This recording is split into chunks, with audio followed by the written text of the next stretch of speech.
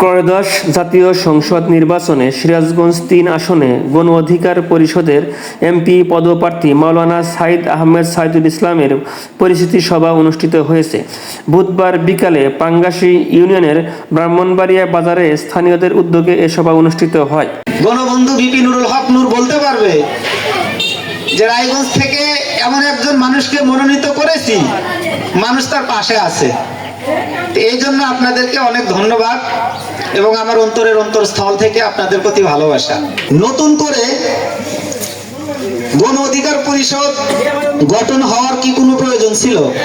দল তো অনেক আছে, আমাদের দলের একটা গঠনতন্ত্র আছে, গণতন্ত্র, ন্যায় বিচার, অধিকার এবং জাতীয় স্বার্থ। গণতন্ত্র বলতে আমরা যে জিনিসটা বুঝি, মানুষের গণতান্ত্রিক অধিকার, মানুষের মৌলিক অধিকার, মানুষের নিজের ব্যক্তি স্বাধীনতা, মানুষ যেভাবে কথা বলবে, সর্বসাকুল্যে কথা হলো একটা মানুষ নিজের ইচ্ছা মতো সে সঠিক দিক নির্দেশনামূলক কর্মকাণ্ডে লিপ্ত থাকবে, এটাকে গণতন্ত্র বলে। এই গণতন্ত্রটা পূর্ণ উদ্ধারের জন্য নতুন করে দল গঠন হওয়ার জন্য আমাদের এই গণ অধিকার পরিষদ আমরা তৈরি করেছি। মানুষের অধিকার আদায়ের জন্য ভিপি নুরুল হক নূর সহ আমরা যারা নেতাকর্মী আছি, আমরা ঢাকার রাজপথে মিছিল করেছি, আমরা পুলিশের সাথে মারামারি করেছি, হামলার শিকার হয়েছি, গুলি খেয়েছি, আমরা হসপিটালে থেকেছি, ঘাস শুকাতে না শুকাতে আবার আন্দোলনের মাঠে নেমেছি। তাহলে বাংলাদেশে যে এতগুলো দল আছে, তাহলে তো আমাদের এত সংগ্রাম করার কোনো প্রয়োজন ছিল না। কিন্তু কেন? কারণ আমাদের গণতন্ত্র আমাদের মাঝ থেকে হারিয়ে গিয়েছিল। সেই গণতন্ত্র ফিরে আনার জন্য বাংলাদেশ গণ অধিকার পরিষদ তৈরি করা হয়েছে। এরপরে আছে ন্যায় বিচার। আমাদের কি ন্যায় বিচার আমরা কোথাও পাই? আপনারা প্রত্যেক অঞ্চলে, গ্রামে, ঘরে ঘরে দেখবেন যে একজনের জমি আর একজন খাচ্ছে, এর কোনো ন্যায় বিচার নেই। আদালতে যাবেন, আপনার পকেটে টাকা আছে, আপনার লোক আছে, তার মানে বিচার আপনার পক্ষে।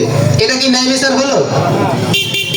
ন্যায় বিচার সেটাই যেটা দোষ হোক, ভুল হোক, ঠিক বেঠিক বুঝি না, আমার যেটা সঠিক বিচার হওয়ার কথা ছিল যে আমার অধিকার ওখানে থাকবে, এটা আমার জমি, সবকিছু কাগজপত্র আমার, এটা যদি হয় তাহলে এটাকে ন্যায় বিচার বলে। কিন্তু যে আমাদের প্রেসিডেন্ট সভাপতি ভিপি নুরুল হক নূর, উনি যে পরিমাণ অন্যায় এবং অত্যাচারের শিকার হয়েছে, আমার মনে হয় না বাংলাদেশে এত নির্যাতন, এত অত্যাচার কোনো মানুষ হয়েছে। আমাদের আছে অধিকার, অধিকার তো আমাদের নাই। এক কথায় যে আমাদের কোনো অধিকারই নাই, সব জায়গায় নিরধিকার, অধিকার থেকে বঞ্চিত, অধিকার হরণ, মোট কথা আমরা সব জায়গা থেকে বঞ্চিত। জাতীয় স্বার্থ, আমাদের আগে বুঝতে হবে যে জাতীয় স্বার্থটা কি। জাতীয় স্বার্থ তাকে বলা হয় বাংলাদেশের জাতীয় সম্পদ যেগুলো, এই জাতীয় সম্পদগুলোকে জাতীয় স্বার্থ বলা হয়।